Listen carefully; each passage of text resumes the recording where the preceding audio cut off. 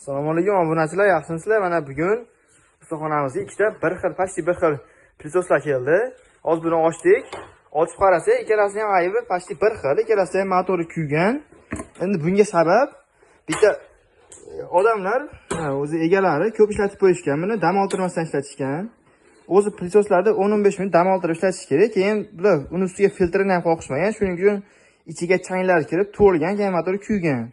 Sizlarga maslahat, ichlarni tozalab, filtrlarni tozalab, dam oltirib ishlatsalaring, pritoslar sizlarga ko'proq xizmat qiladi. Mana hozir endi buni pritoslarga motorni qo'yib bo'lganimizdan keyin videosini chiqaramiz sizlarga. Mana hozir bu egizlarimizni motorlarni qo'yib, filtrlarni qo'yib tozalab qo'ydik. Endi sizlarga buni bitta ishlab tekshirib beramiz.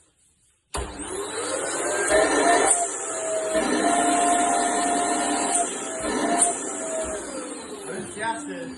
Zo'r sen mana ikkinchisidan hozir chiqamiz.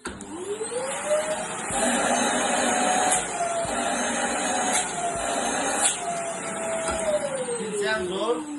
Shunaqa xizmatlar kerak bo'lsa aytaverasizlar. Har qanaqa mashq texnikalar so'taveramiz.